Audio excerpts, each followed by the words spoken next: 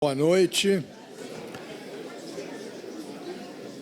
Vamos começar a sessão de posse da acadêmica Miriam Leitão.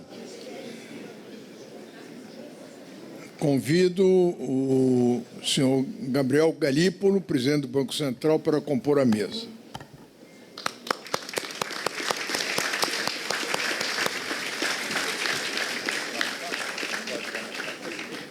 Não, é aqui. É aqui, exatamente. Obrigado. Aqui é. Obrigado. Convido as acadêmicas Rosisca Darcy de Oliveira, Fernanda Montenegro e Lília Schwartz para conduzir a acadêmica Miriam Leitão ao Salão Nobre.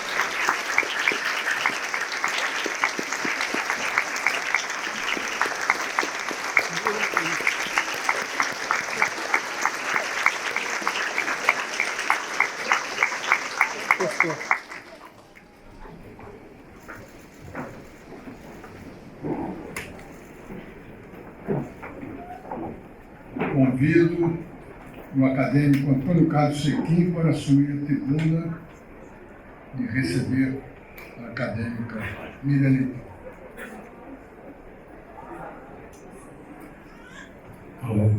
Boa noite a todos. Saúdo o presidente Merval Pereira, doutor Gabriel Galípolo, prefeito em exercício Eduardo Cavalieri, demais integrantes da mesa, acadêmicas e acadêmicos, senhoras e senhores, amigas e amigos, acadêmica Miriam Leitão e familiares, acadêmico Machado de Assis. Bom, aqui, hein? Ele confirmou presença, mas vai se atrasar um pouco. 7 vezes Miriam, raizados 26.426 dias, um anjo maroto, desses que vivem em Minas, disse à recém-nascida: vai, Miriam, pintar o 7 na vida. Ela, a sexta dos 12 filhos de Uriel e Mariana, deve ter estranhado a lógica de um anjo pedindo diabruras. E tratou, então, de pintar o 7 de outro modo: adotar o número, ou ser por ele adotada, enchê-lo de brilho, iluminá-lo, para que ele fulgurasse em sua vida. Como talvez alguns saibam, não sou muito atento a números, mas, às vezes, ele se impõe. Se não, vejamos. Miriam nasceu em Caratinga, num 7 de abril, que não por acaso é o Dia Nacional do Jornalista. Mãe de Vladimir e de Mateus, só que ela grafou Mateus com TH para que o nome contivesse 7 letras. E nascido em 77. A mulher que antecedeu na cadeira Diná Silveira de Queiroz, foi sua 7ª ocupante e tomou posse em 1981, exatamente no mesmo dia, 7 de abril, do nascimento de Miriam. A nova acadêmica obteve votos de 21 acadêmicos, 3 vezes 7. E como os senhores talvez já estejam desconfiando sem grandes dificuldades, foi eleita para a cadeira de número 7. Ainda bem que não esperou chegar aos 77 anos para se candidatar à academia. Portanto, a cerimônia dessa noite apenas reitera que ela conseguiu pintar o 7 de maneira irretocável. A cadeira, cujos ocupantes terão daqui a pouco suas trajetórias belamente descritas por Miriam, é, como todas as outras 39, saudavelmente plural, o que não impede que vislumbremos em alguns de seus integrantes um traço unificador, a preocupação com as injustiças sociais do país. É o caso do patrono Castro Alves, que, além do constante combate à escravização dos povos de origem africana, pedia livros à mão cheia, e valorizava o papel da imprensa como instrumento de formação da cidadania. É também o caso do segundo ocupante, Euclides da Cunha, na denúncia da inaceitável disparidade entre o norte e o sul do país, entre o litoral e o interior, conforme denunciou na epopeia de Os Sertões, de 1902. É o caso dos 2 antecessores imediatos de Miriam, os cineastas Nelson Pereira dos Santos e Cacá Diegues, intérpretes do Brasil pela via das imagens, em obras clássicas como Vidas Secas, de 63, de Nelson, e Bye Bye Brasil, 79, de Cacá. Ao unir todos eles, a especial atenção concedida à grande parcela da população brasileira constituída pelos marginalizados, pelos excluídos, pelos silenciados, cujo direito à voz corresponde a um imperativo ético e a uma constante demanda de reparação histórica. A esse elenco de intérpretes atentos à realidade, aos sonhos e aos impasses do país se integra Miriam Leitão, com seu olhar ao mesmo tempo crítico e esperançoso. Publicou 16 livros. Na imprensa, chegou aproximadamente ao portentoso número de 16 mil artigos. Em seu sítio mineiro, plantou 32 mil mudas. Temos, portanto, a média de 2 mudas para cada fala. Palavras e plantas reveladoras da escritora e da ambientalista que marcaram o encontro em dezenas de textos. Essa mineira quase capixaba iniciou a carreira jornalística em Vitória. De quase em quase, aliás, observe-se que o estado do Espírito Santo continua virgem de representação ao longo dos 128 anos da ABL, a despeito da excelência literária de um Rubem Braga, de um José Carlos Oliveira. Em Vitória, uma das primeiras matérias da jovem repórter consistiu numa entrevista com Dona Rosa, considerada vidente oficial da cidade. Aí estão vendo Dona Rosa, legítima. Uma cartomante não é obrigada a acertar. Sua função é apenas profetizar, o que já acende alguma esperança em corações desamparados. Como sabemos, as cartas não mentem de vez em quando, porque em geral mentem bastante. Porém, não foi o que sucedeu, pois Dona Rosa declarou: "Tu és braba, mas só da boca para fora. Lá dentro é boa de fazer dó." Braba? Será que os entrevistados televisivos de Miriam concordam com Dona Rosa? No que respeita à exposição de dados biográficos, e para valer-me do termo de sua especialidade, direi que Miriam é bastante econômica. Nas escassas 20 linhas das orelhas de livros, ela costuma reportar apenas sua naturalidade, os principais títulos e prêmios, e arremata com a nomeação da família. Espaço exíguo, mas onde cabe, por inteiro, o afeto a Sérgio Abrantes, Vladimir, Mateus, Rodrigo, Mariana, Daniel, Manuela e Isabel. Assim, ficamos nós sem saber que Miriam gosta da madrugada e do silêncio, ocasião e ambiente propícios para a leitura e para a escrita. Gosta das águas, herança, lembrança dos poderes da mãe, mulher que adivinhava as tempestades. Ficamos sem saber de seu retorno ao Rio de Janeiro, como colaboradora da coluna dos Osmos no Jornal do Brasil. Tampouco somos informados de uma demissão injusta que lhe causou enorme sofrimento e, em sentido oposto, também não ficamos cientes da acolhida e da importância de Zuenir Ventura na consolidação de sua vida profissional. Se Drummond escreveu o poema de Sete Faces, é válido, na esteira do poeta, falarmos das 7 faces de Miriam Leitão, a jornalista, a ficcionista, a autora de livros infantis, a feminista, a repórter, a cronista, a ambientalista.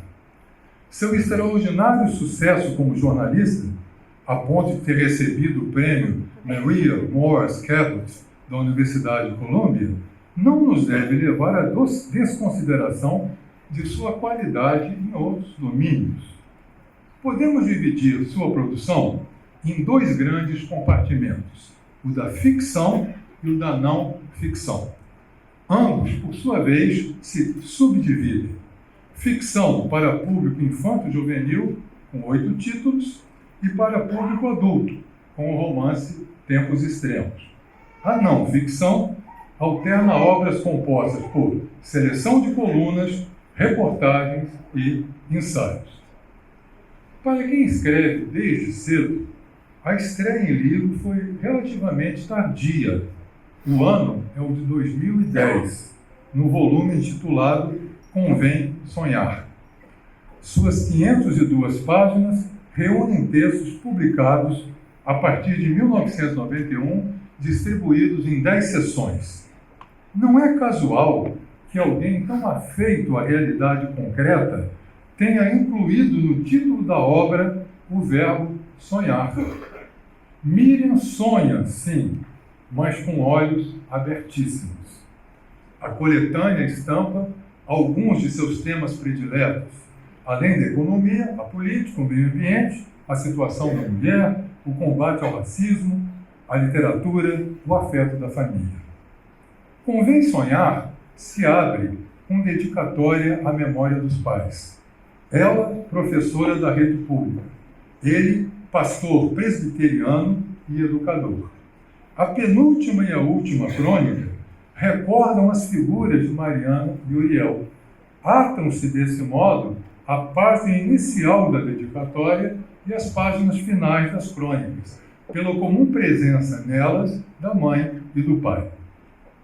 A defesa da democracia é veemente, conforme lemos em Um Mal Absoluto, coluna datada, não à toa, de 31 de março de 2004, 40º aniversário do golpe militar. Cito, aspas, não há lado bom no regime que foi instalado pela força e tomou do Brasil 21 anos. O custo econômico foi astronômico e as escolhas erradas. O arbítrio é um mal absoluto, que as futuras gerações jamais se esqueçam disso. No mesmo diapasão claro e incisivo, marca de seu estilo, podemos escolher trechos de um discurso afirmativamente ambientalista, antirracista e feminista. Ambientalista. A Terra pode continuar vagando no espaço sem oxigênio. Ela pode rodar em torno de si mesma, Sem gelo, sem floresta, sem água, sem vida. A ameaça está sobre nós. Sejamos apenas práticos. Não se destrói a única casa na qual se pode morar. Exemplo aqui do discurso antirracista: ninguém proíbe que negros frequentem restaurantes finos ou lojas elegantes, mas a clientela nem se dá conta da anomalia que é ser assim, tão monocromática num país multirracial. E o terceiro exemplo: eu gosto de ser mulher, gosto de batom, salto alto e meia fina. Discordo dos mitos tratados como fatos, como mulher é sentimento e homem é razão. Razão e sentimento são atributos do ser humano. No ano seguinte, 2011, lança seu primeiro livro-reportagem, Saga Brasileira, a longa luta de um povo por sua moeda. A obra foi ganhadora do Grande Prêmio Jabuti de Livro do Ano, categoria não ficção. Observemos as pontas deste e de outros livros de Miriam, ou seja, o espaço inicial das epígrafes dedicatórias e os agradecimentos finais, porque as extremidades muito revelam o centro de afeto da escritora. O volume é dedicado aos filhos. A família sempre ocupa lugar de destaque. A epígrafe é de Cecília Meirelles, demonstrando o apego e o apreço de Miriam à poesia. E, na conclusão, os agradecimentos se estendem por 5 longas e generosas páginas, para que ninguém fosse omitido do grupo de interlocutores que com ela colaboraram no desafio de apresentar a saga da moeda brasileira na criação do real, desde os antecedentes frustrados até a vitória do novo plano. Em nota introdutória, sabiamente, Miriam declara, aspas, a estabilidade monetária jamais será um fim em si mesma, mas o ponto a partir do qual o país constrói o seu futuro. É exatamente sobre tal país em construção que se debruça o livro seguinte, História do Futuro, de 2015. Não, evidentemente, segundo as cartas ou a bola de cristal, mas por meio de propostas embasadas em reportagens, reflexões e entrevistas, num espectro de ampla abrangência: saúde no futuro, meio ambiente, tecnologia, espaço urbano. Miriam desenvolve um olhar prospectivo, bem diverso da urgência da coluna diária.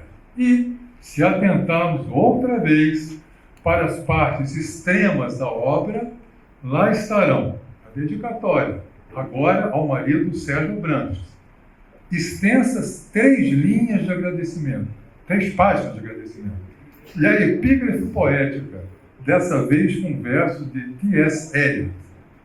É um livro sobre o futuro, né?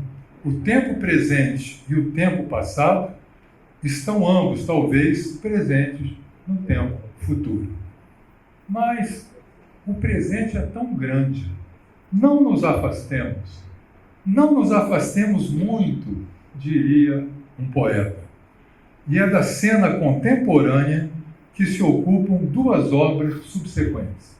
A Verdade é Teimosa, 2017, e A Democracia na Armadilha, 2021. Ambas constituídas por uma seleta de colunas relativas, respectivamente, ao processo que culminou no impeachment de Dilma Rousseff, primeiro, e ao esgarçamento do tecido democrático na presidência de Jair Bolsonaro. No primeiro, ela aponta as falhas, as graves falhas, na condução da economia brasileira e registra, aspas, não há governo que pare em pé quando o governante provoca grave crise econômica. Aprendemos da forma mais dura que não vale a pena contrariar a verdade. Ela é teimosa. Em A Democracia na Armadilha, o outro, o subtítulo é revelador. Crônicas do Desgoverno, Miriam lança um olhar minucioso no exame das ameaças de ruptura da ordem democrática. Ameaças que, infelizmente, continuam a nos rondar. Daí o seu alerta, aspas, seria preciso olhar para o futuro e fortalecer as bases do pacto civilizatório feito ao fim da ditadura militar. A preciosa democracia, dolorosamente conquistada, será mais forte quanto mais avançarmos no sonho de reduzir as nossas profundas desigualdades. Miriam foi fortemente criticada, tanto pela esquerda quanto ao livro de 2017, quanto pela extrema-direita pelo livro de 2021. Isso, ao meu ver, se constitui diretamente num grande elogio à jornalista, que, desagradando aos dois lados, comprovou a independência do seu pensamento. É de 2023, Amazônia na Encruzilhada. O poder da destruição e o tempo das possibilidades. Mais um livro-reportagem, envolvendo pesquisa, entrevistas com cientistas, líderes indígenas, viagens em loco à Amazônia, pré- e pós-pandemia, a última delas feita expressamente para servir de base a um documentário. Esteve na Amazônia com o fotógrafo Sebastião Salgado, que registrou uma imagem em que ela praticamente se funde a paisagem vegetal e vertical como um tronco.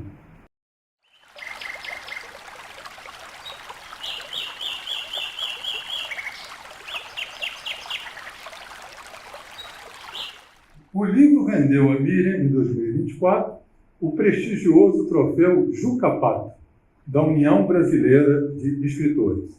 Aliás, das 6 últimas atribuições do prêmio, nada menos do que 3 contemplaram membros da ABL. Além de Miriam, ganhava o troféu Inácio de Loyola Brandão, em 2019, e Ailton Krenak, em 2020. Na cerimônia de premiação, Miriam voltou a evocar a família, na figura da querida irmã Beth, falecida meses antes, no mesmo passo em que celebrou a força transformadora dos livros. Dedicar esse prêmio a Elizabeth Leitão. Eu dedico esse prêmio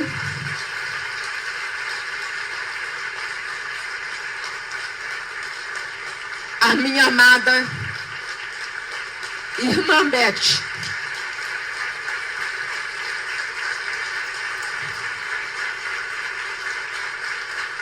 E que os meus filhos,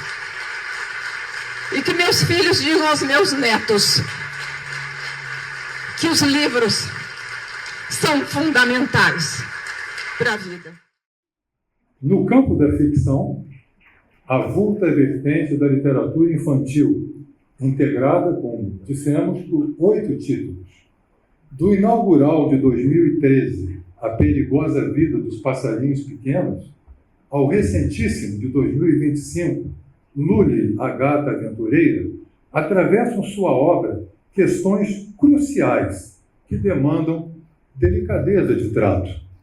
A superação do preconceito racial em Flávia e o Bolo de Chocolate.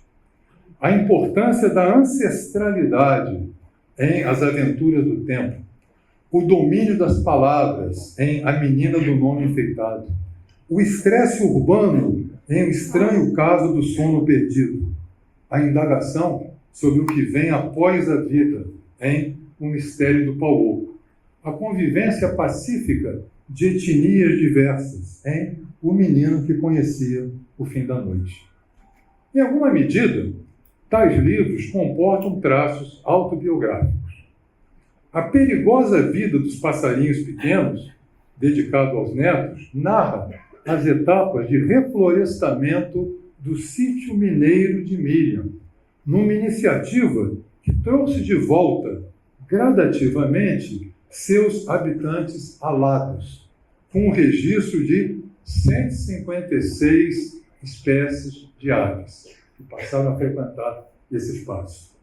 A escritora é tia-avó de Lully, portadora da síndrome do Cri du Chat, que, tornando a menina especial, nem por isso a tornou menos amada, com suas etapas de desenvolvimento regidas por um ritmo diferente do de outras crianças. Na ficção adulta, seu romance Tempos Extremos foi finalista do Prêmio São Paulo 2014. Num clima de opressão, a narrativa mescla temporalidades, ao aproximar os traumas gerados pela ditadura militar aos dramas das assombrações de escravizados, tendo como ponto de partida uma reunião familiar numa velha fazenda de Minas. Para o crítico José Castelo, trata-se de, aspas, um romance escrito com leveza, que caminha na direção oposta à do áspero noticiário econômico que Miriam é levada a manipular em seu cotidiano. Há nesse livro, Tempos Extremos, uma epígrafe de Vargas Llosa. Cito, sobre a ficção. Sonho lúcido e fantasia encarnada, a ficção nos completa. A nós, seres mutilados, a quem foi imposta a dura dicotomia de ter uma única vida e os apetites e a fantasia de desejar outras 1000 vidas. Essa epígrafe, a meu ver, poderia igualmente ter aberto a posterior, e a última que eu cito aqui, coletânea de crônicas, que se chama Refúgio no Sábado, de 2018. Trata-se de um conjunto de textos descompromissados com o áspero noticiário econômico e representa, na obra de Miriam, uma sedutora ilha de devaneios, situada para além do continente da contingência. Crônicas criadas nos fins de semana para o blog do filho, não para a coluna do jornal. De propósito, não situei este livro nem na rubrica de ficção, nem na de não ficção. Autoficção, talvez, no território próprio da crônica literária, onde o eu, a primeira pessoa, recalcado em outras produções, agora aparece soberano, o eu, na fronteira flutuante entre o peso da realidade e a leveza da pura imaginação.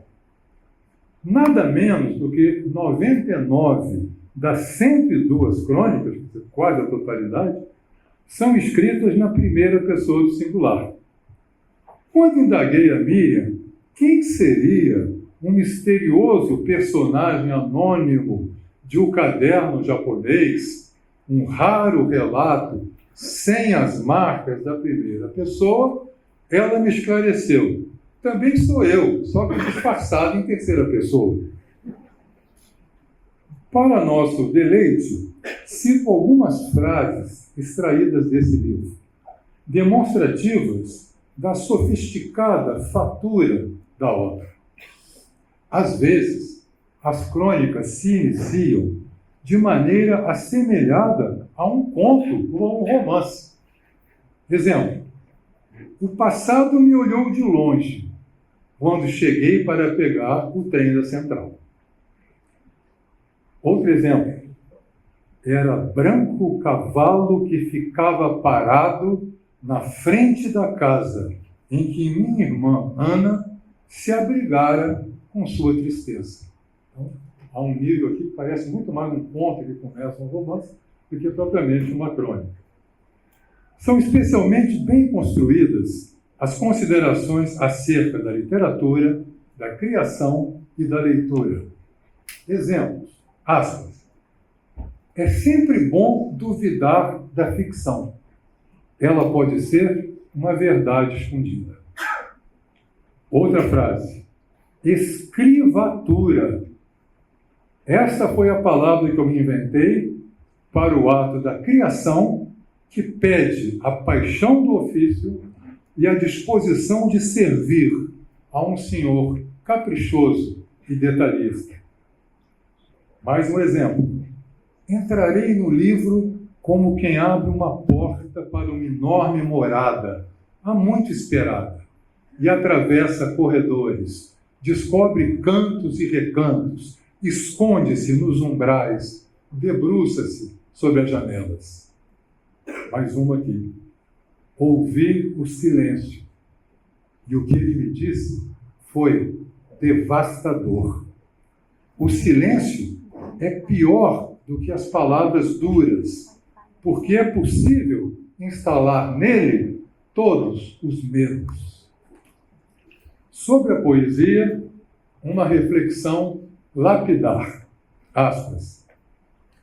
Quando um poeta morre, as palavras ficam órfãs.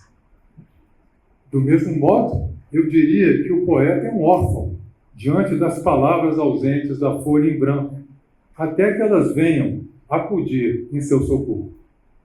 Noutro passo, Miriam declara, aspas, a dúvida é mais permanente que a certeza. Disso eu não tenho dúvida, como também estou certo de que é primorosa a crônica Dias Espessos, que assim começa, aspas. Acordei neste sábado como se parte de mim tivesse ficado presa aos dias anteriores, como se, por alguma mutação da matéria, a velocidade da viagem no tempo fosse diferente para cada pedaço do meu corpo. Fecha aspas. Façamos, então, uma viagem no tempo, em busca do corpo perdido. Regressemos à cidade de Vitória, nos primeiros anos da década de 1970. Neste exato momento, Miriam está acabando de deixar a casa de Dona Rosa. Se a vidente acertou em alguns vaticínios, num outro falhou, ao não prever o futuro próximo da jornalista. Em dezembro de 72, Miriam seria capturada pelos agentes da ditadura. Ela atuava no movimento infantil desarmada, pichando muros, distribuindo folhetos contra o regime militar.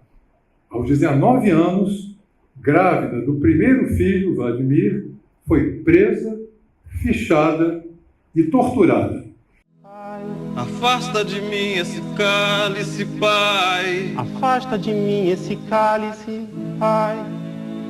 Afasta de mim esse cálice de vinho tinto de sangue. Sentiu no corpo a iminência da morte.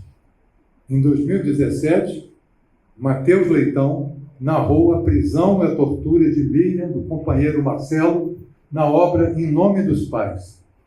Após o fim da história, Miriam acrescentou um comovente texto de agradecimento ao filho. É seu único poema até hoje publicado em livro. Um trecho. O mundo era trágico e belo, como uma paisagem perfeita depois do despenhadeiro. Eu quis andar sobre as águas e assim me afastar do que me aprisionava. Por longo período, Miriam se afastou, conservou para si, em silêncio, a dor do arbítrio e do inferno, até decidir tornar a dor pública, numa corajosa entrevista em 2014. Ouçamos um trecho do seu depoimento.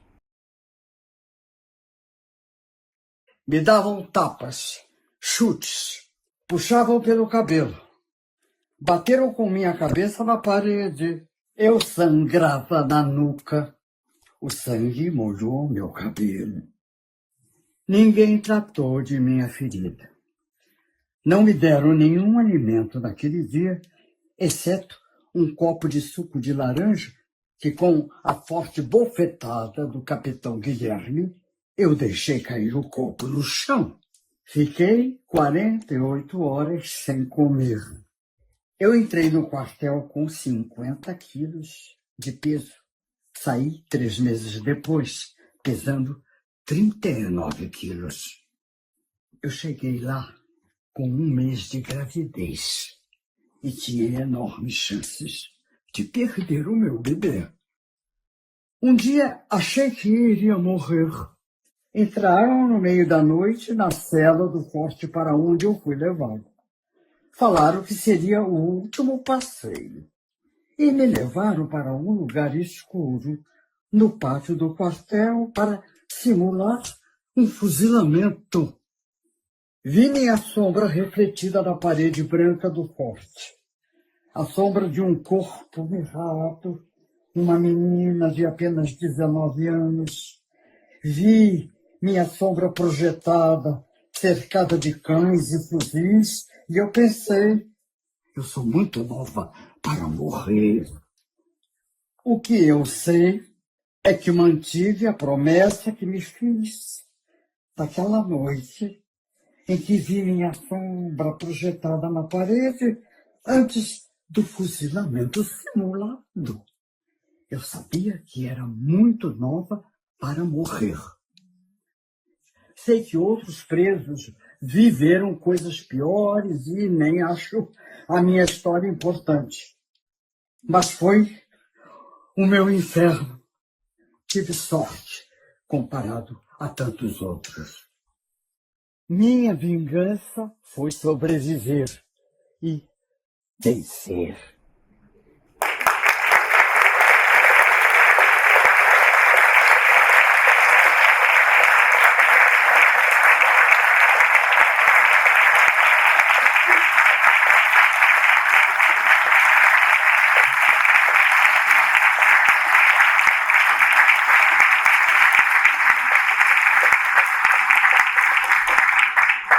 Miriam, você sobreviveu e venceu.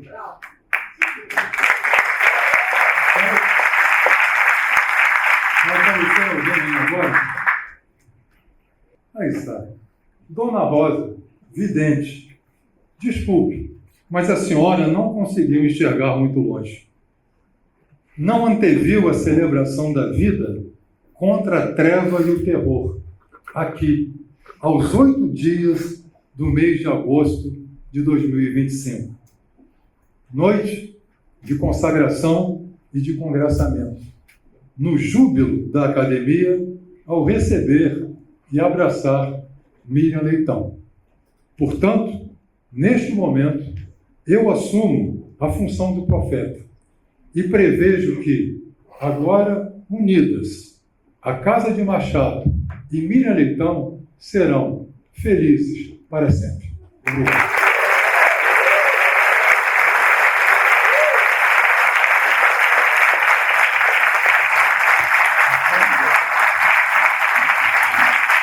Demorou, mas chegou.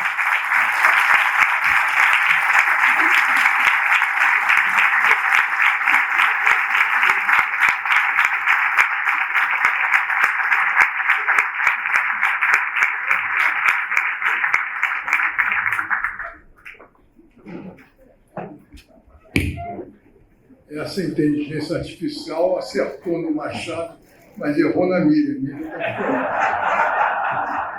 está bom, eu queria registrar aqui a presença do Eduardo Cavalieri, prefeito em exercício da cidade do Rio de Janeiro. Ele veio representando o Eduardo, que sempre se atrasa. Então ele achou que tinha que... Não podia. Convido a acadêmica Miriam Leitão para assinar o livro de posse.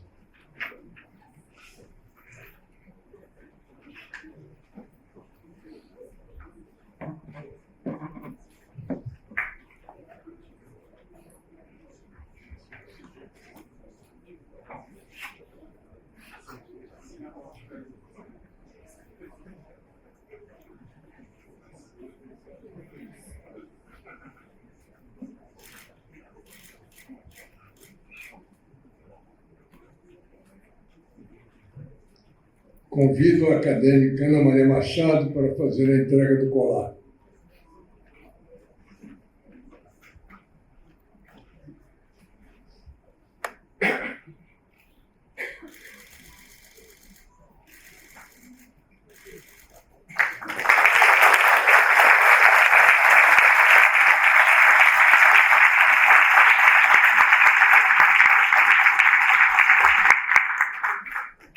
Convido o acadêmico Rui Castro para fazer a entrega do diploma.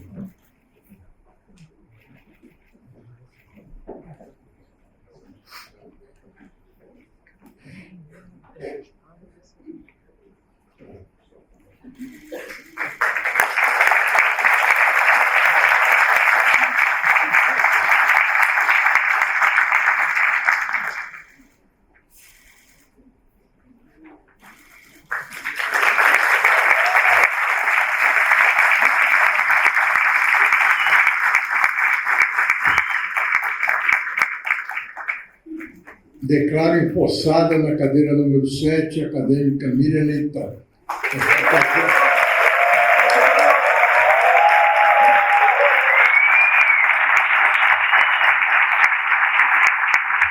Nesta cadeira tem como patrono Castro Alves, teve como fundador Valentim Magalhães e como antecessores Euclides da Cunha, Afrânio Peixoto, Afonso Pena Júnior, Hermes Lima, Pontes de Miranda, Dinácio Silveira de Queiroz, Sérgio Correia da Costa, Nelson Pereira dos Santos e Carlos Diegues. Passa a palavra à acadêmica eleita Miriam Leitão.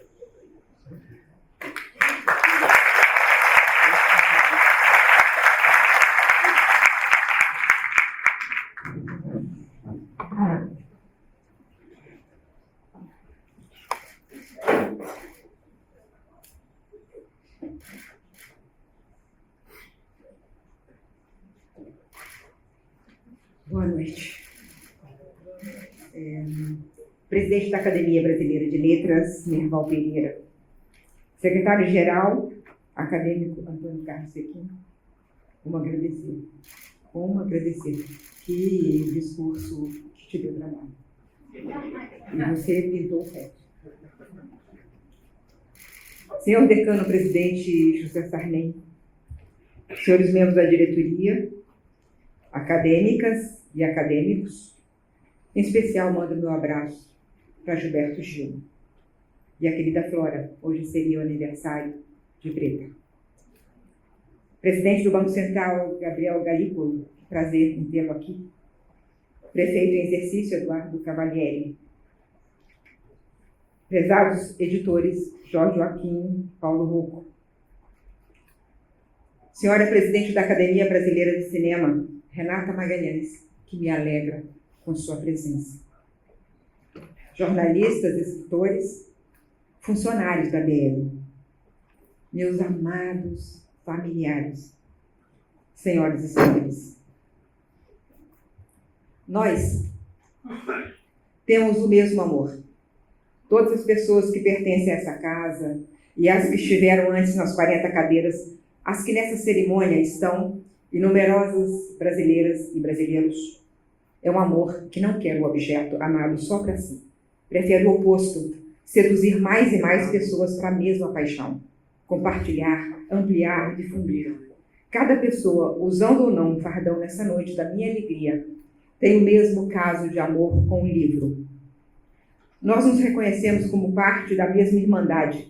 Trocamos histórias, falamos da última descoberta, lembramos com carinho da primeira vez, contamos sobre os velhos prazeres com obras que estão nas nossas estantes. Nada nos sacia, porque há outros a conhecer e tantos estão sendo escritos. O livro é o centro da casa de Machado de Assis e é o centro das nossas vidas, nosso amor da vida inteira. Isso nos une para sempre.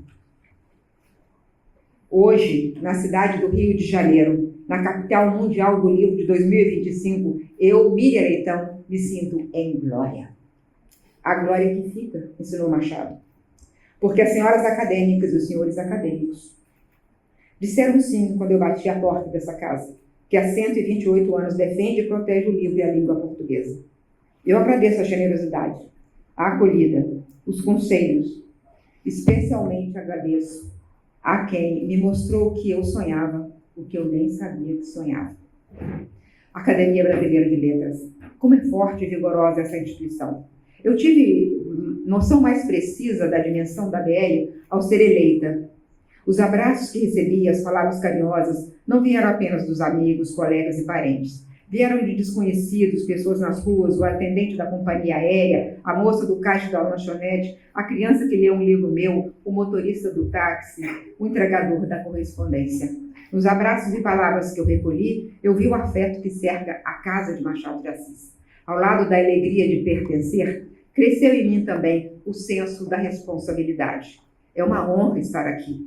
Sei que há deveres aos quais eu me dedicarei nos próximos anos da minha vida. Nessa instituição, que está nesse momento tão interessante. Ao mesmo tempo em que preserva seu legado institucional, ela se renova. Por cá. O de outros também, além de se renovar.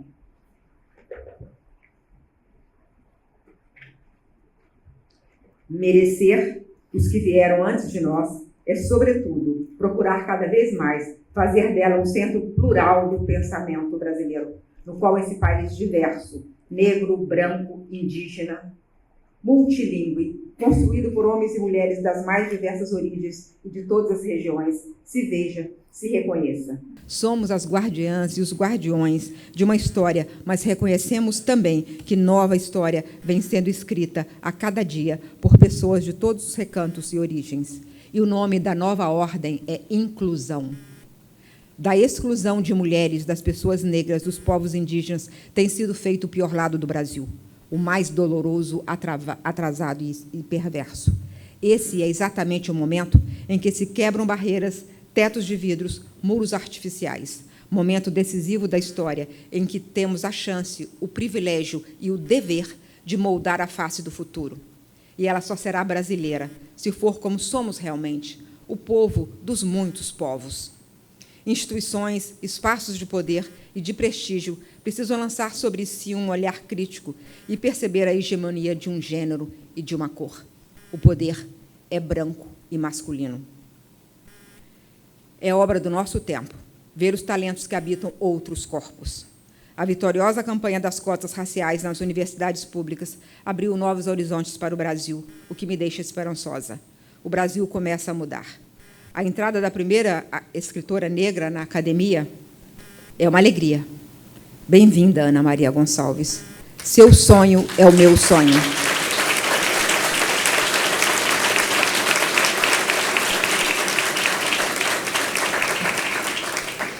Seu sonho é o meu sonho. Que você não seja a única.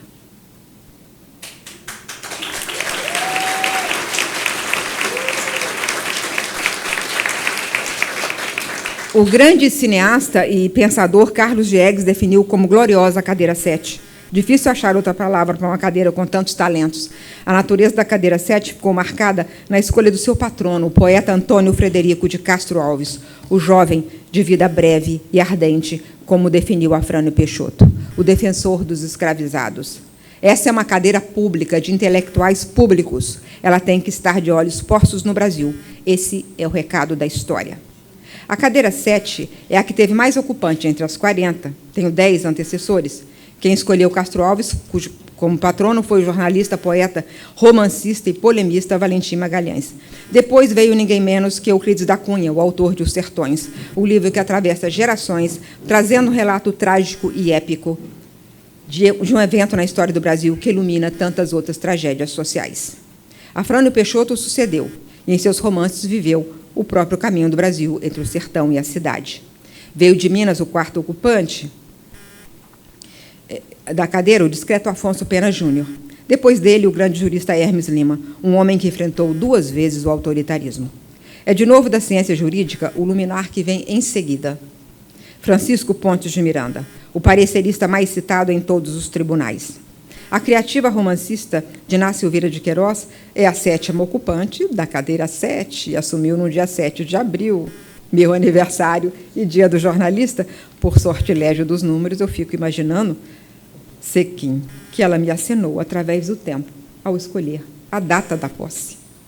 Diná é sucedida pelo embaixador Sérgio Corrêa da Costa. Em seguida, é eleito o grande cineasta Nelson Pereira dos Santos, pedra fundamental desse fenômeno cultural brasileiro que é o cinema novo. O movimento tem entre os seus mais brilhantes protagonistas Carlos Diegues, meu antecessor imediato, a quem rendo e renderei homenagens nesse discurso e na vida, e o farei, não por dever do ritual de posse, mas porque Cacá Diegues foi brilhante, fez um cinema autoral, que teve sempre em seu centro o país que todos amamos. Eu quis perfilá-los...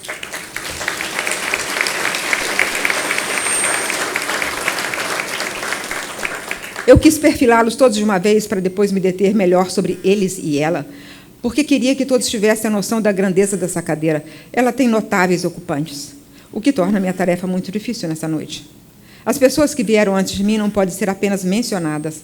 A corrente, da qual eu sou agora um elo, tem como natureza a diversidade de estados brasileiros, de áreas de pensamento e de ação. Há algo em comum que os unifica. Como jornalistas, romancistas, juristas ou cineastas, são todos pensadores do Brasil. O Brasil foi a maior devoção de cada pessoa que aqui esteve. Houve um momento, quando eu estudava os ocupantes da cadeira 7, que eu fiquei assombrada, com tantas e tão versáteis inteligências. Olhei a minha mesa com muitos livros abertos e marcados, várias telas ligadas, e lembrei de uma frase do magnífico escritor moçambicano Mia Couto, no livro O Mapeador de Ausências. O personagem Diogo Santiago, estático e insone em frente ao dossiê que acabara de receber, diz: "E tenho agora todo esse passado olhando para mim. E tenho agora todo esse passado olhando para mim. Ao olhar para os meus antecessores, o que vejo é que eles carregaram valores atemporais e universais." Valentim Magalhães, o fundador, teve uma vida intelectual intensa, fez versos, folhetins, contos, panfletos, crítica, biografia, artigos, teatro, livros. Viveu a glória e o seu avesso. Sobre o seu romance Flor de Sangue, o primeiro livro doado para a biblioteca da ABL, segundo o acadêmico José Montello, se disse todo o mal possível, numa condenação quase unânime. Quem o socorreu foi Machado de Assis, que atenuou as críticas fazendo elogios comedidos. Valentim foi amigo de Luiz Gama, foi diretor de A Semana, que difundia ideias abolicionistas e republicanas. Euclides da Cunha, engenheiro militar, desligado do exército por ser republicano, jornalista e escritor, esteve em Canudos, como se sabe, cobrindo a guerra para o estado de São Paulo. Publicou seu material no jornal, voltou às atividades de engenheiro, enquanto construiu uma ponte no interior de São Paulo e, na barraca do acampamento, acabou de escrever Os Sertões. Ele próprio, Euclides da Cunha, pagou a primeira edição. O livro fez sucesso imediato e seu autor virou celebridade nacional. Ao recebê-lo nesta casa, Silvio Romero definiu Os Sertões como uma das obras-primas da mentalidade nacional.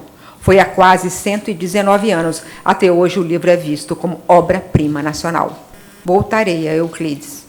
Afrânio Peixoto, o terceiro ocupante, viveu episódios inusitados.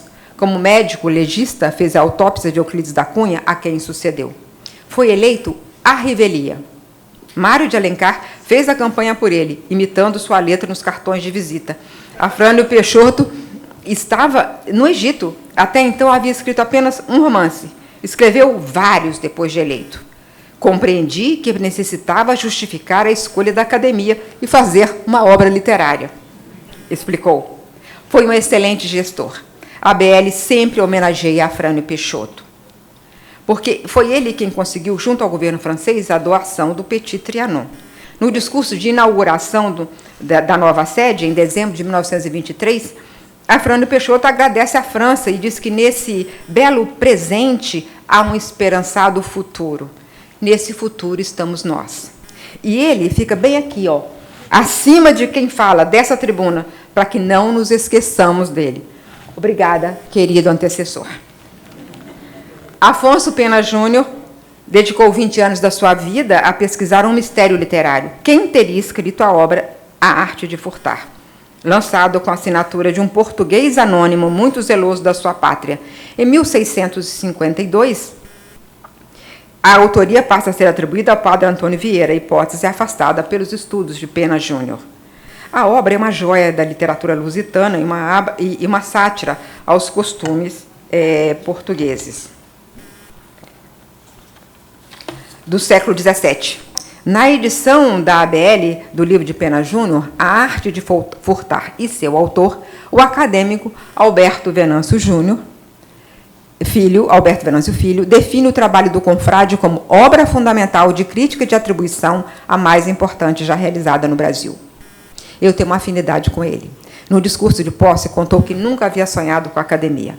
Achava que ela estava acima do seu plano. Quando foi convidado a se candidatar, relutou, citou outros nomes e disse que o assustava a grandeza especial da cadeira 7. Afonso Pena Júnior nasceu em 1879. O Brasil ainda estava sob o horror da escravidão. Ele morreu em abril de 1968, quando o Brasil estava sob a ditadura militar. A posse do seu sucessor, 5 dias depois do AI-5, teve uma emoção a mais. Na noite de 18 de dezembro de 1968, um carro do DOPS, cheio de policiais, estava do lado de fora da Academia Brasileira de Letras. Alguns agentes entraram. O administrador do edifício, Orlando Viana, estava preocupado. Era dia de posse, aquele fato era inédito. O empossado, o ministro supremo Hermes Lima, estava tranquilo. Vivera tensões maiores na vida. Seus olhos passearam pelo salão nobre, vendo gente que amava e admirava, e ao fundo, atento e fraterno, como descreveu, estava o educador Anísio Teixeira. Com a posse na academia, o jurista, escritor e político Hermes Lima encerrou seu livro de memórias Travessia. Ele foi preso em 1935. Ficou 1 ano e 22 dias sem culpa formada e sem processo. E ainda foi demitido da universidade. Foi deputado constituinte em 1946. No governo João Goulart, chefiou diversas pastas e, no período parlamentarista, foi primeiro-ministro. Em 1963, foi nomeado ministro do Supremo Tribunal Federal. Foi cassado pelo AI-5 dias após a posse na ABL. Francisco Pontes de Miranda vem a seguir. Poliglota, de erudição espantosa e de obra enciclopédica, é considerado um dos maiores juristas de todos os tempos no Brasil. Filho e neto de matemáticos, decidiu-se pelo direito, abandonando a ideia de estudar ciências exatas na Alemanha. Aplicou os conceitos da matemática nos estudos de direito. Ele conta, no História Vivida, que teve vários encontros com Einstein para conversar sobre o trabalho de ambos. Na entrevista, ele criticou a ditadura militar. Eles não gostam de mim, mas acontece que não podem me caçar. Nunca aceitei os horríveis atos que aplicaram. Fecha aspas. A sua obra Democracia, Liberdade e Igualdade traz muitos conselhos para nós. Eu cito um. A democracia, para prosseguir e avançar, somente precisa de 2 sustentáculos: liberdade e maior igualdade. A democracia é o valor maior a defender. Sem ela, nenhum outro avanço é possível. Nesse tempo sombrio em que quase a perdemos, em que as intimidações autoritárias permanecem sobre nós, é preciso refletir sobre o nosso papel na proteção da democracia. Os intelectuais não são espectadores nessa luta. Escolhe um lado. A mestre Hannah Arendt alertou em seu Compreender, Formação, Exílio e Totalitarismo que quem não se mobiliza quando a liberdade está sob ameaça, jamais se mobilizará por coisa alguma.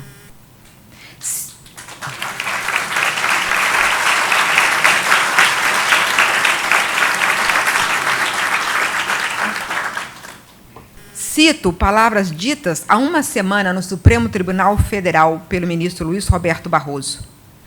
Abre aspas. Nós vivemos uma ditadura. Ninguém me contou como era. Eu estava lá.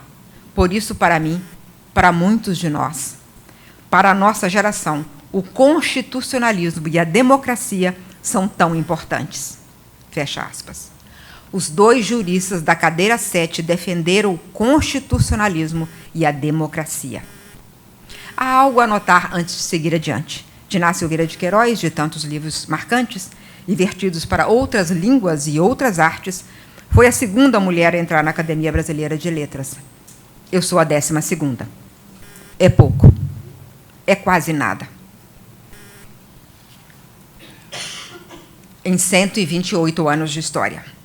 Entre o dia que uma mulher assumiu a cadeira 7 pela primeira vez em 1981 e hoje, em que a segunda mulher toma posse na mesma cadeira, passaram-se 44 anos, 4 meses e 1 dia.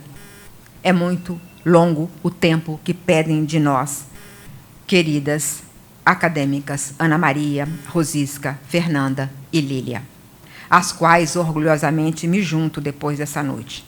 Aguardarei com alegria a posse de Ana Maria Gonçalves. Somos tão poucas que quero falar o nome das que não estão mais aqui. Raquel, Diná, Lígia, Nélida, Zélia, Cleonice, Heloísa. Minha saudosa amiga Nélida, querida Heloísa, como gostaria de tê-las aqui nessa noite comigo. A literatura feita por mulheres no Brasil é vasta, competente, sensível, culta, poética, épica, lúdica. Eu reverencio todas as mulheres escritoras do Brasil. Nossa obra coletiva é imortal.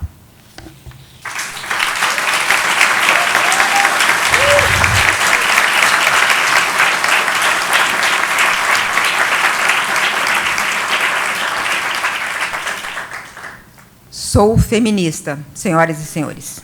Meu campo de pertencimento...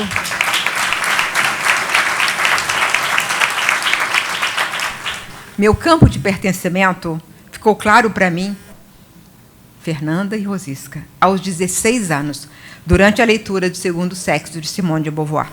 Na explicação sobre a alteridade da mulher em todas as culturas, essa estranha imposição de ser a segunda pessoa, eu, enfim, entendi o desconforto que sentia desde a infância e decidi jamais aceitar o papel de outra em minha própria vida.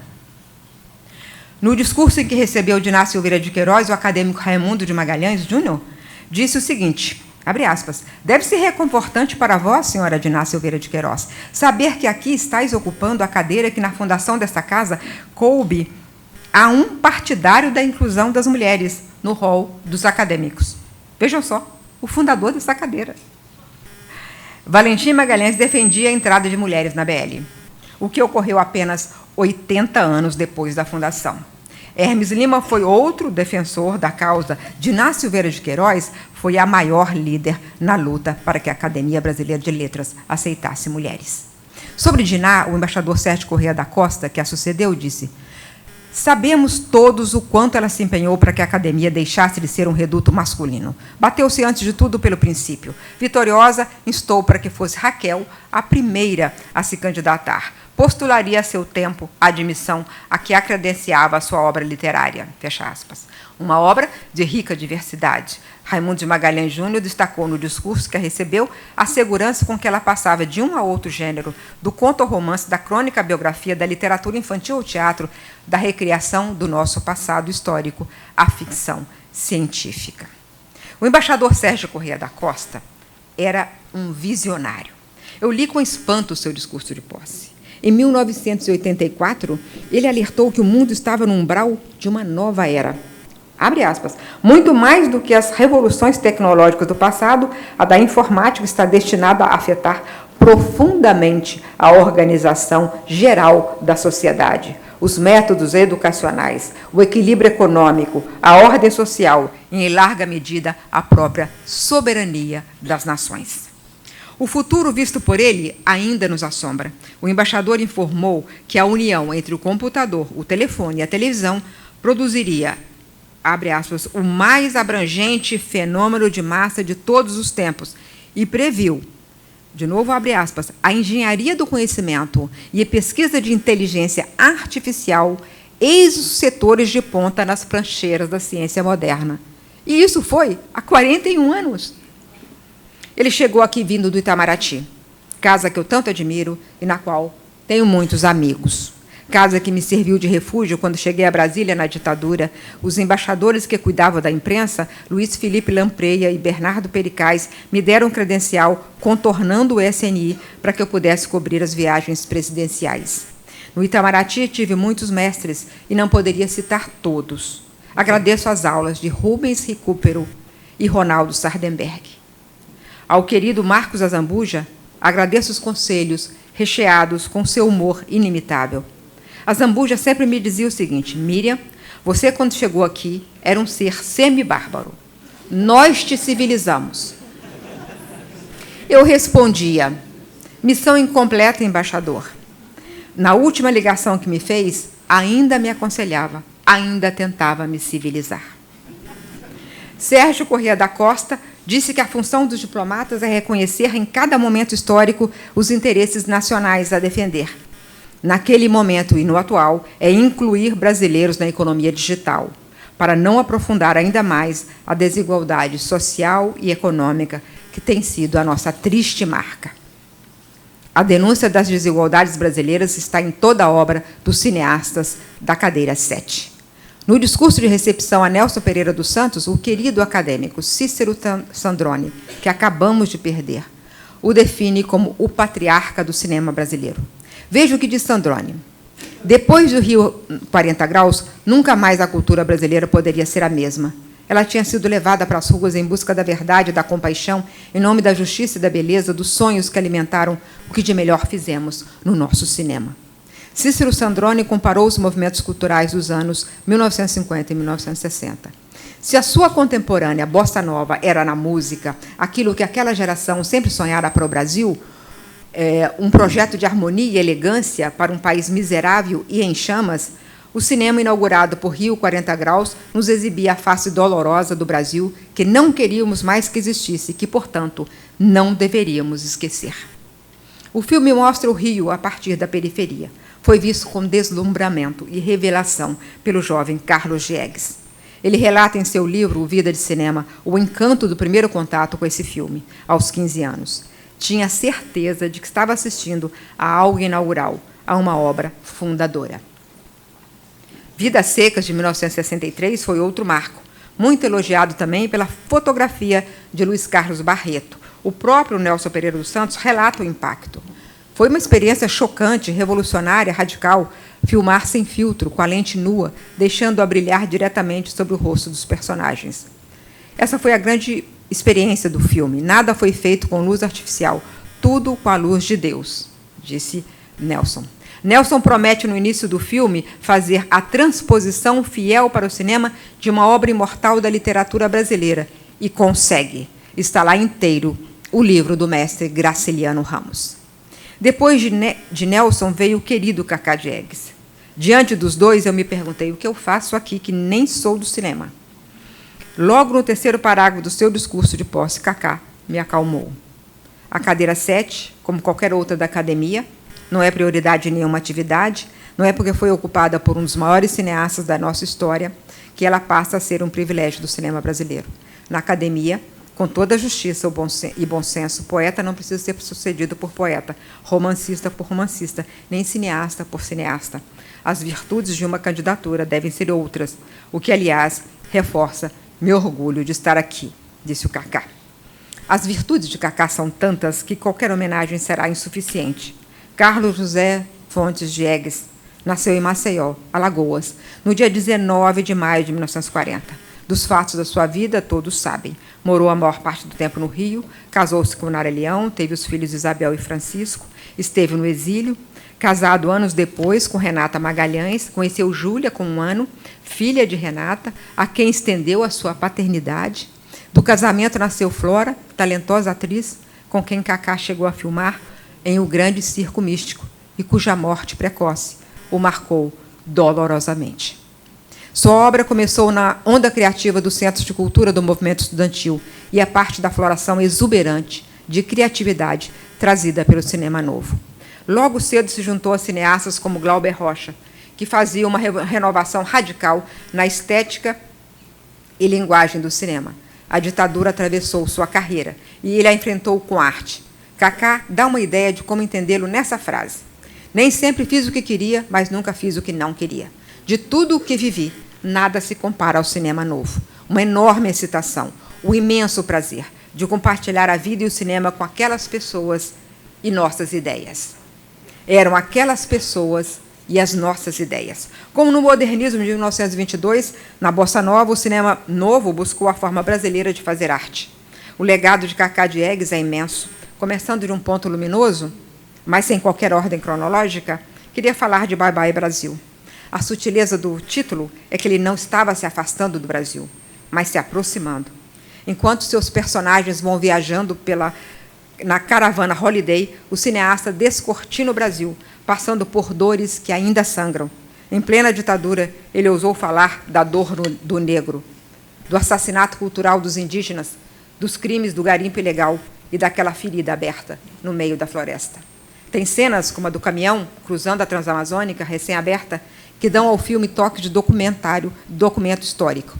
Com olhos sempre no futuro, Kaká dedica a obra lançada em 1979 aos brasileiros do século XXI. Queridos netos. Ele foi jornalista também. Quando estudante, foi redator-chefe do Metropolitano, um semanário respeitado e muito bem sucedido. Eu voltarei a Kaká, claro, mas quero falar do jornalismo sempre presente na BL. O jornalismo pavimentou o meu caminho e pertencer ao ofício tem sido meu orgulho há mais de meio século. Muitos jornalistas são membros hoje da BL, muitos estiveram antes. Integrantes da profissão estavam entre os fundadores. O jornalismo me trouxe várias vezes aqui para entrevistar acadêmicos, se lembram com especial saudade das entrevistas com Nelly da Pinhon. Foi o jornalismo que me levou diversas vezes à casa de José Mindley e Guita, com quem tive conversas memoráveis. Eu gostava tanto de ir lá que chegava cedo, bem cedo. Um dia apareci muito antes da hora marcada. Mindley apontou uma montanha de livros e disse: vá se divertindo com esses livros que ainda não estão catalogados. O primeiro que eu peguei era o livro da exposição sobre o centenário de Machado de Assis, feito pelo Ministério da Educação e Cultura em 1939. Não, Ministério da Educação e Saúde, em 1939. Abri e me deparei com um testamento manuscrito do nosso escritor maior. Eu, Joaquim Maria Machado de Assis, morador da Rua Cosme Velho, número 18, querendo fazer o meu testamento, efetivamente o faço. Eu gostei dessa determinação. E levei para a vida, querer fazer e efetivamente fazer. Um detalhe curioso a contar, presidente do Banco Central, é que o nosso Machado depositou suas economias em títulos da dívida pública. Mindley me deu esse livro que guardo com carinho. Jornalismo também é literatura.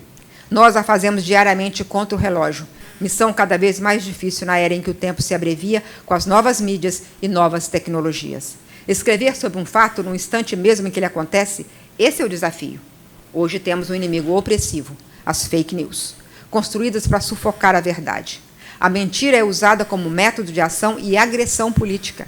O jornalismo tem sido uma trincheira na luta contra a informação falsa, feita para confundir, manipular e, por fim, destruir a democracia. É a democracia o alvo maior dos fabricantes de mentiras. Foi jornalismo a obra de Euclides da Cunha. Com a força do seu relato sobre Canudos, legou ao país a história de um extermínio. Todos conhecem o Sertão, os Sertões. Ele é lido e debatido desde que foi publicado em 1902. Ler as anotações que fez no caderno de campo é apaixonante. Enquanto andava por Canudos, ele anotava detalhes, diálogos, frases esparsas, descrições de paisagens, de batalhas, parágrafos inteiros que têm a mesma dicção do livro. Nessas notas, organizadas por Olímpio de Souza Andrade, se vê a genialidade dele e do povo. Ele relata que perguntou a uma prisioneira onde o marido estava quando foi morto. Fulminou-me com o olhar, ele descreveu, e registrou a resposta da mulher. E eu sei? Então querem saber do miúdo até o graúdo? Que extremos! O livro esteve no centro de muitas polêmicas. Lido com olhos de hoje, é fácil encontrar definições que não são mais aceitáveis. Mas há um ponto que eu gostaria de ressaltar sobre ele. Euclides da Cunha foi aos poucos mudando de opinião a partir dos fatos que presenciou. O que era visto por ele como campanha heróica do Exército contra os inimigos da República passa a ser entendido de outra forma pelo que ele viu, apurou, testemunhou. Hermes Lima conta que, em 1945, no primeiro Congresso Brasileiro de Escritores, Oswald de Andrade, em discurso, disse: aprendemos a testemunhar com Euclides da Cunha. No seu caderno de campo, Euclides anotou: eu fui um espião da história. Na nota preliminar, em 1902, o autor escreve: aquela campanha lembra um refluxo para o passado e foi, no significado integral da palavra, um crime. Denunciemo-lo. Euclides da Cunha mudou de ideia diante dos fatos, como um bom jornalista. Ao descrever as primeiras derrotas do exército, ele fala da simbiose entre o meio ambiente e o sertanejo. Cercam-lhe relações antigas. Todas aquelas árvores são para ele velhas companheiras. Conhece-as todas, nasceram juntos, cresceram irmãmente, cresceram através das mesmas dificuldades, lutando com as mesmas agruras, sócios dos mesmos dias remansados. A natureza toda protege o sertanejo. A natureza toda protege o Brasil. A Caatinga, o Cerrado, o Pampa, o Pantanal, a Amazônia, a Mata Atlântica.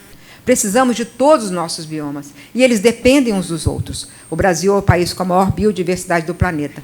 Porém, nosso patrimônio natural está sob ataque diário, incessante, dos que ainda hoje mantêm a obsoleta visão de que proteção ambiental impede o desenvolvimento econômico.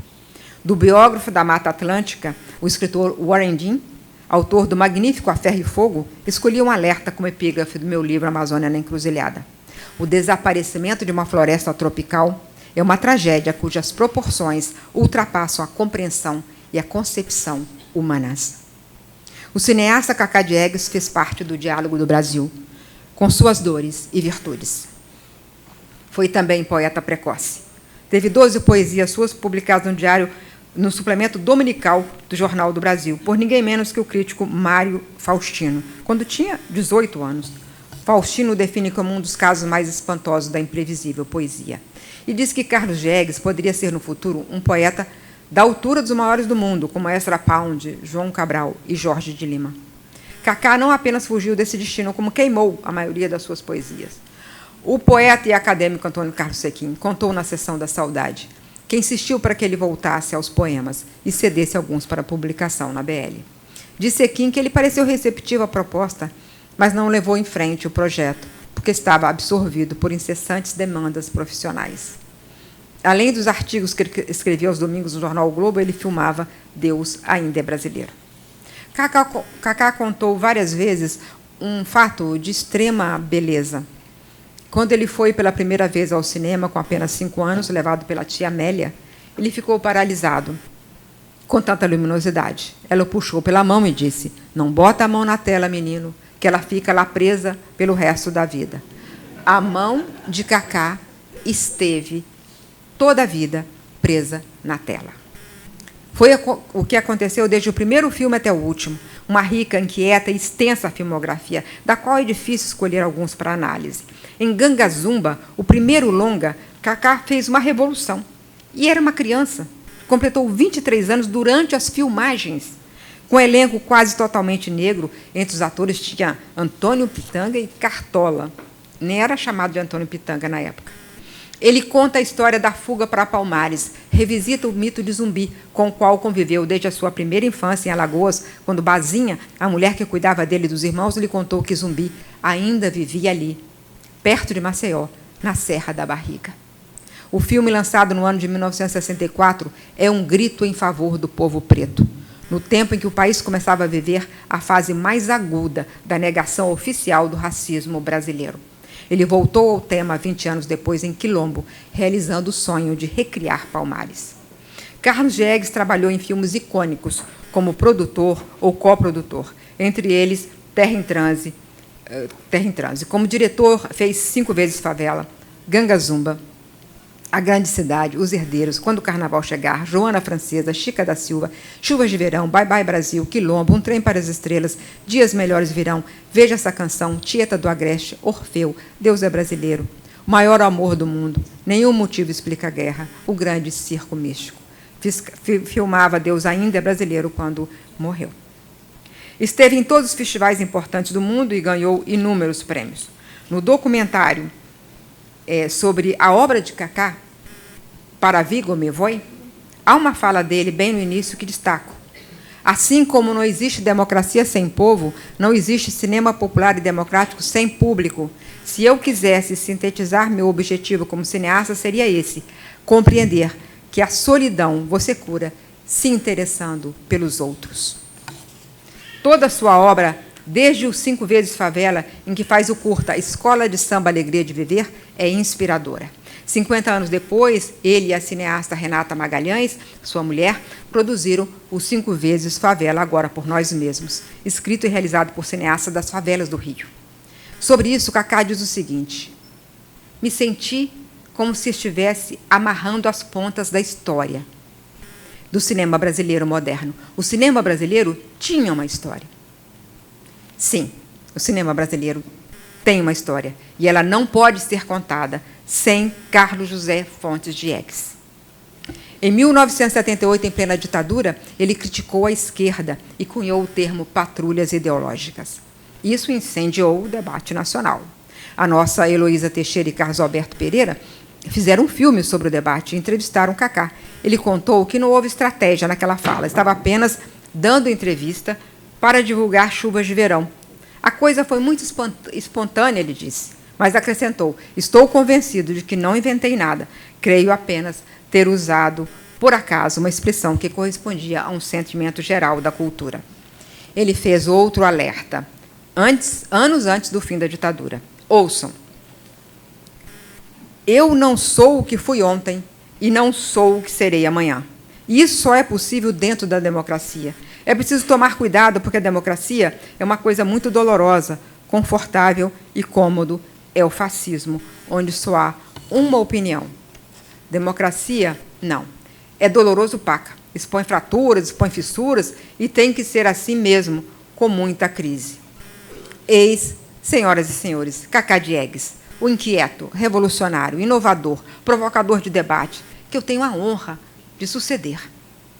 O acadêmico Geraldo Carneiro, que fez o discurso de recepção, contou que Cacá Diegues costumava dizer sobre o cinema novo que aquele grupo de cineastas tinha apenas 3 pretensões: mudar o cinema, mudar o Brasil, mudar o mundo. É maravilhoso quando a juventude sonha assim alto. O jovem Castro Alves tinha sonhos altos. Era uma celebridade, era recebido por multidão de fãs frenéticos quando chegava em bares, teatros, festas. 2 fundadores da ABL descrevem a razão do sucesso. Rui Barbosa, com quem ele fundou na Bahia um centro republicano, explica que Castro Alves tinha tal capacidade de comunicação porque, no mais íntimo da sua alma, era impetuosamente apaixonado pela verdade e pelo belo. Lúcio de Mendonça descreve, segundo o ensaio de Afrânio Peixoto: quando se mostrava à multidão, já entusiasmada, só de vê-lo, quando a inspiração lhe acendia nos olhos, os fulgores deslumbrantes de gênio, ele era grande e belo, como um deus de Homero. O poeta desafiou a ordem escravocrata e monárquica. Era libertário, abolicionista, republicano. Para emprestar sua potente voz aos negros, foi preciso ver a dor do outro, não achar natural a ordem daquele tempo. Assim se explica o poeta público. Mas ele cantou também o amor romântico, em muitos poemas. Já doente, vê pela última vez, no palco, sua amada atriz Eugênia Câmara e envia para ela a poesia Adeus. Ela responde com versos também, e é premonitória. É poesia de Eugênia Câmara. Sim, que Deus iluminou sua fronte com raio de gênio e glória. Vive, canta, sonha esse horizonte. O Brasil quer teu nome em sua história. O nome de Castro Alves permanece na história. Ele escreveu até o fim. Um poema datado de 5 de junho de 1871, véspera de sua morte, começa assim: na hora em que a terra dorme, enrolada em frios véus, eu ouço uma reza enorme enchendo o abismo dos céus.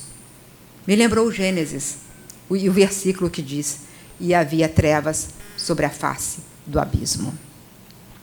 Castro Alves foi um cometa brilhante que passou pelo Brasil, e ele viveu apenas 24 anos. Seus versos, que os brasileiros conhecem mesmo hoje, 154 anos depois de sua morte, são perenes. Servem de amparo nas dores coletivas e de libelo contra as tiranias. Eram versos de Castro Alves que líamos em Vitória nos tempos da minha juventude. Foram os versos do poeta que acalentaram os jornalistas junto ao túmulo de Vladimir Herzog em 1975, quando o presidente do sindicato Audálio Dantas invocou o Senhor Deus dos desgraçados diante daquele horror perante os céus. Meu primeiro contato com a estética da palavra foi com Castro Alves. Minha irmã, mais velha, Elizabeth, declamava seus poemas no palco do Colégio Caratinga. Eu me lembro de, aos 7 anos, me sentir arrebatada por aquele relato dramático. Beth, aos 15, linda e emocionada, começava: estamos em pleno mar. Eu mesma ia com as asas do albatroz ver de perto a infâmia e a covardia. A força da palavra eu descobri em Castro Alves, naquele momento inicial da vida. Muitos anos depois, meu pai, Uriel Leitão, estava nos seus últimos dias e eu fui passar o fim de semana com ele em Belo Horizonte. Antes liguei e perguntei: meu pai, que presente você quer que eu leve? Ele me respondeu: traga poesia, minha filha. Eu levei Castro Alves. Naquele fim de semana, pouco antes de sua morte, lemos juntos os versos do poeta baiano. Muitos poemas meu pai sabia de cor. Castro Alves é um patrimônio do Brasil, da literatura, e é o patrono da cadeira na qual respeitosamente eu vou me sentar. Mas eu precisava contar às senhoras e aos senhores que ele era também o poeta lá de casa. E que casa foi a minha? Que escola de vida! Meu pai pernambucano superou a extrema pobreza nordestina através da educação. Limpando o chão e o banheiro da escola, ele estudou e virou professor, diretor de colégio e pastor presbiteriano. Minha mãe, Mariana, capixaba, foi para Minas bem pequena para morar numa fazenda e foi preciso também lutar para estudar. Ela continuou estudando, mesmo depois de ter filhos, fez curso normal e pedagogia, foi professora de escola pública. Muitas vezes vi minha mãe estudando entre seus filhos, também estudantes. Era uma casa onde se estudava, onde se lia, onde a Bíblia era lida e discutida, cheia de livros e de muitos estímulos à leitura e educação. Esse lar me trouxe até aqui. Devo tributo impagável à minha irmã Beth, que foi a minha grande orientadora no mundo dos livros. Beth morreu há 11 meses. A ela dedico a alegria do dia de hoje. Tenho 11 irmãos, perdi 3, 6 estão aqui comigo hoje. E eu gostaria de falar o nome de todos os 11, pela ordem: Elizabeth, Ana Maria, Vilma Lúcia, Uriel Júnior, Cláudio César, Jeanette, Ulisses, Lísias, Alexandre, Ricardo, Simone. Obrigada, meus irmãos queridos. Obrigada, queridos sobrinhos, cunhadas e cunhados. Dos meus sobrinhos, 24 estão aqui. Entre eles, Camila, que faz aniversário hoje. Junto com minha família nuclear, vocês têm sido, ao longo da minha vida, meu rochedo nos momentos difíceis. E foram muitos os momentos difíceis. Por isso, agradeço a cada uma e a cada um o amor de toda a vida. Meus amados filhos, Vladimir e Mateus, que aventura temos vivido até aqui, não? Vocês dois nasceram em tempos muito duros para mim e para o país, e foram luz no meio das trevas. Numa inversão da ordem natural, muitas vezes eu precisei da mão de vocês para seguir adiante. Vlá, obrigada por sua alegria. Mateus, obrigada por seu acolhimento. Que lindo e forte é o amor que nos une, meus filhos. Querido enteado Rodrigo, obrigado por ser um pouco meu filho também. Minhas noras, obrigada. Meus amados netos, Mariana, Daniel, Manuela e Isabel, vocês encantam meus dias e me dão esperança. Sérgio, meu amor, todo mundo sabe essa história, eu vou contar de novo. No nosso primeiro encontro, eu perguntei: qual o seu livro favorito? Você respondeu: O Grande Sertão Veredas. E eu disse: resposta certa. Nos últimos 34 anos, você tem me dado muitas respostas certas. Nosso romance é todo bordado de livros. Os que lemos, os que escrevemos, os que amamos. Que sorte o nosso encontro literário e amoroso. Quando você chegou, Sérgio, a vida recomeçou, poderosa como as manhãs.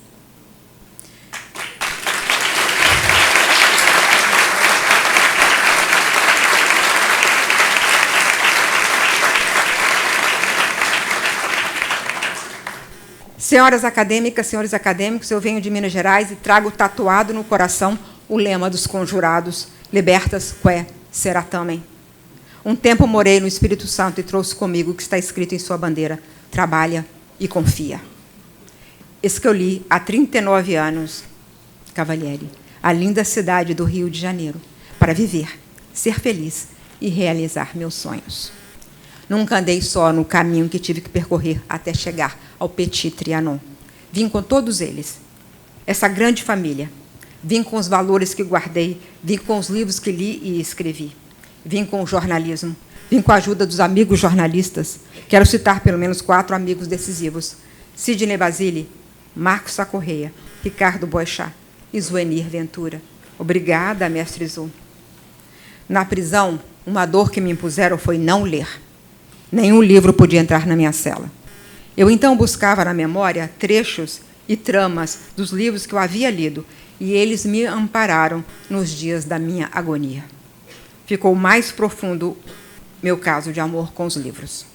O amor aos livros me trouxe até aqui. Agradeço a todas as pessoas que, nesse espaço ou longe daqui, se alegram com a minha alegria. Agradeço à Academia Brasileira de Letras. Confesso, por fim, que eu nem entendo a dimensão desse momento. Por isso, recorro ao mestre João Guimarães Rosa, numa fala de Diadorim a Riobaldo. A vida da gente faz 7 voltas, se diz. A vida nem é da gente. Muito obrigada.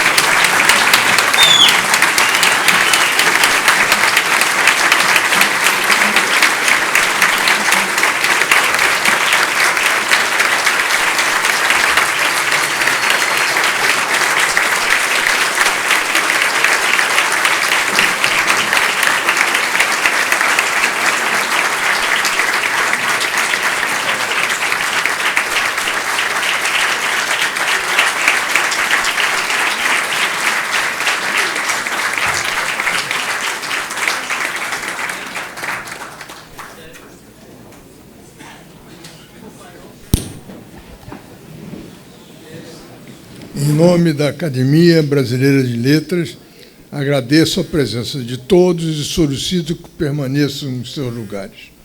Convido os acadêmicos Carlos Nejar, Antônio Torres e Ailton Krenak para acompanhar a acadêmica Miriam Leitão ao Salão dos Fundadores, onde, dentro de 10 minutos, começará a receber cumprimentos. Está encerrada a sessão.